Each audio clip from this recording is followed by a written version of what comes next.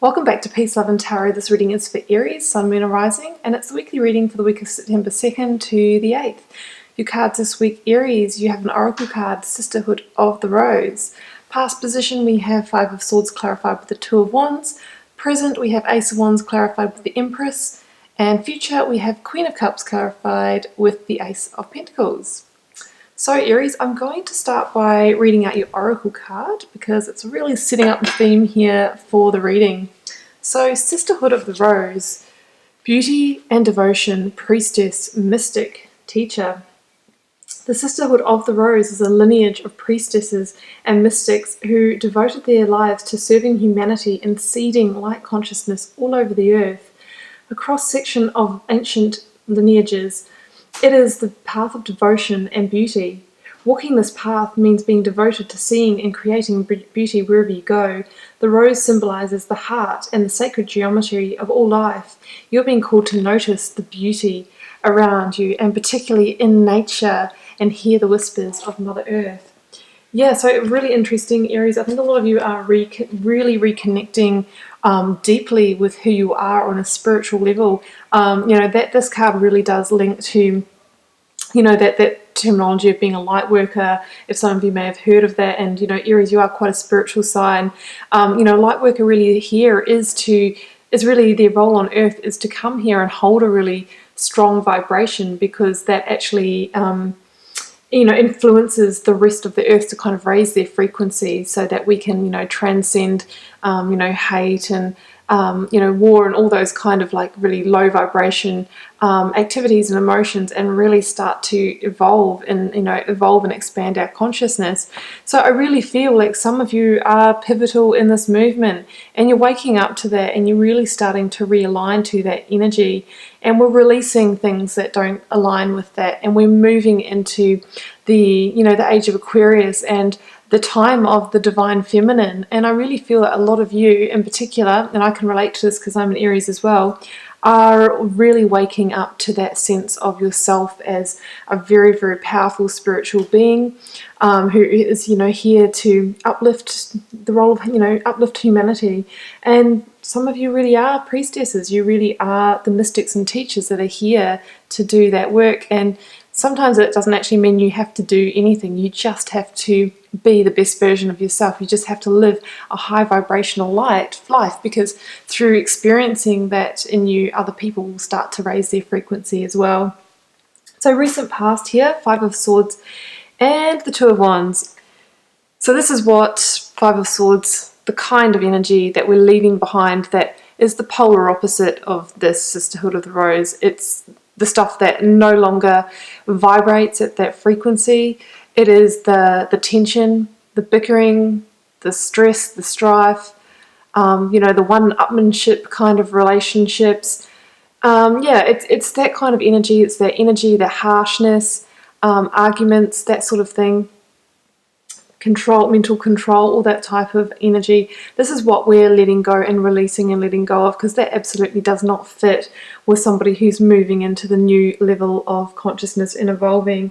So really great to see this is in the past. And just because you're evolving spiritually, it doesn't mean to say that others aren't going to come at you with this energy, but it's really how you choose to handle it that will matter.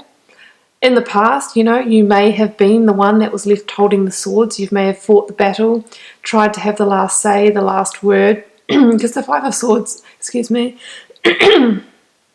is a card of victory, but it's a victory that comes at a cost. So maybe in the past you might have been that person who, you're Aries, you're competitive, who really wanted to win, and if it really meant, putting in that last little harsh word or that last little twist of the knife, then maybe you might have participated in that, but not anymore, because you are releasing that. It doesn't serve you anymore, and it's no fun, playing the game or fighting the battle with opponents that you're stronger than, and that they couldn't even sort of stand up against you. You need to use your strength and power for positive and for creating positive change in the world. That's what I'm really seeing here. So yes, two of Wands. I think that some of you in the past have come to that position of life review where you're saying, okay, well, I know that there's a huge shift upon me. not too sure which way that's going to take me quite yet, but a lot of you are in that period of transformation. That's what I'm sensing, and we see that in the cards that are to come, and we know that we're releasing things from the past. So we're really at that position where, you know, we're sort of choosing a direction. It might not be quite clear yet which way to go. So, I mean, here, this person has the wand of the past that's still attached to their comfort zone, their castle, their, you know, their home, let's just say. But this person also has a firm grip on the wand of the future, the Ace of Wands here.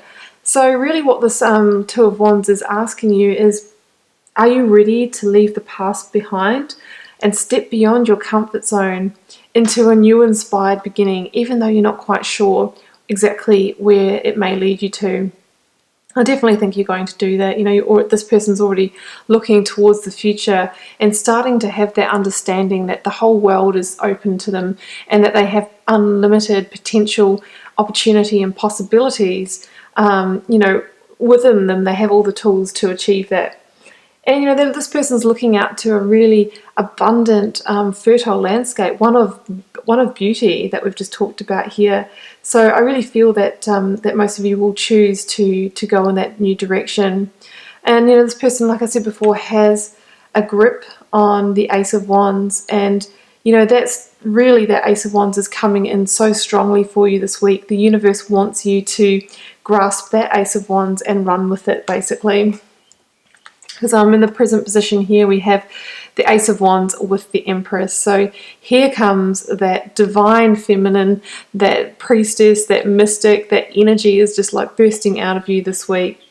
Together with the Ace of Wands, you know, this says to me, inspired new beginnings. Such a strong sense of beauty and power like erupting within you. And there is that sense of divine guidance here. In fact, you know, you've got two aces. You've really got a strong sense of guidance. You've got spirit on your side this week, giving you that nudge and coming in with that new, it might be a sense of energy, inspiration, a new idea, you know, under the Empress. You know, what's so great about it coming in with the Empress is she is the total epitome of promise. She is the person that can actually take a new beginning or a seed of opportunity and birth it into the physical realm. So she can take it and kind of make it tangible, if you will. And she's number 3. You know, that 3 is the number of manifestation. This is the beginnings of a new manifestation in the direction that what you truly seek, that's aligned with your, you know, with your divine feminine abilities here. You know, it's a general reading, so, you know, it's difficult to tell exactly what this opportunity will be. For some of you, it could even be a new line of work that's linked to your true sense of identity, linked to that divine feminine, and something that's actually going to fulfill you in that role of, you know, being in that light worker kind of space to actually be of service to others. I mean, I am really feeling that with this. You know, for others of you, you know, it could be, you know, it could be a new relationship as well, or a new partnership that in some way kind of helps you grow and develop spiritually to become more inspired, that type of energy.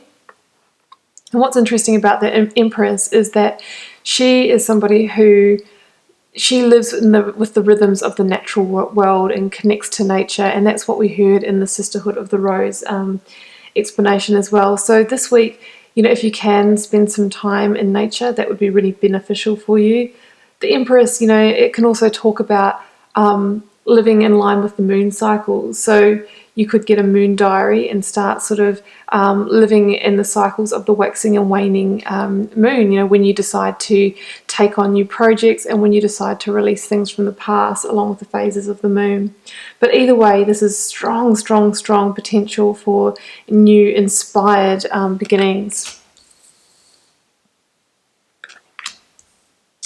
And, you know, in the future position, that connection to this beautiful feminine energy just continues. You know, Queen of Cups. Queen of Cups is somebody who is compassionate, intuitive, mature. You know, she is somebody who is in total control of her emotions. She carries them in this beautiful gilded cup. And it doesn't really matter how sort of, hectic things get. And if somebody does come at you with Five of Swords energy, she can still feel the emotions. She's got a foot here in the emotional waters. But look at these solid cliffs around her. They aren't going to fall. She is not going to fall. She's not going to crumble emotionally when she's faced with challenges and adversity. She sits right on the shoreline of, of the emotional waters and stays grounded and stays firm. It's up to her when she releases her emotions, and she has total control over that. And she's another, character of the divine feminine. So you're really moving into that sense of power over your feminine aspects. We also had that clarified with the Ace of Pentacles, which also popped out with the Four of Cups. So I'm really interpreting that Four of Cups as, you are really now from this place of power holding out for opportunities, relationships, things in your life that truly fulfill you, and you're not willing to accept anything that's going to, not be the full suite of cups, basically. You could look at the flip side of that as it could actually be, an offer of the Ace of Cups coming in here. But more likely than not, I really feel like it's you making a stance to not accept things that don't fulfill you anymore, because you have that kind of feminine wisdom. You know what you want, and only the best is good enough is what I'm hearing. Another ace. Look at this. So the divine is definitely on your side. It's bringing aligned opportunities to you this week. Ace of Pentacles, again, it can be, an opportunity in business and finance, career progression. And I do feel like if it is, it's not, an unfulfilling career. It's one that truly is going to fulfill you and align with your life's purpose that I was saying before. Ace of Pentacles, it can, if it's not sort of that work business realm, it can be just offers of solidity. So you could look at it as solidifying of a relationship, something in the home realm, that type of thing. Either way, look, it's just a full reading of, letting go of things that don't serve you, energies that are holding you back. You're raising your vibration, you're contemplating your future, you're moving into a place where you're connecting with your divine feminine, your role as a priestess, your role as, maybe some of you are those light workers moving into service to others. And through that, the universe is in total support of you. It's bringing you in opportunities for growth, opportunities for abundance, and opportunities that are going to be really, really fulfilling for you. And as a result of that, you will be in that Queen of Cups energy. You'll really be able to be in control, have that total emotional control of, being in that sense of wisdom and maturity. So Virgo, that's what I have for you this week. Really beautiful reading. Feel free to comment and let me know how this unfolds for you. I'd really love to understand how this is going to unfold in your daily life.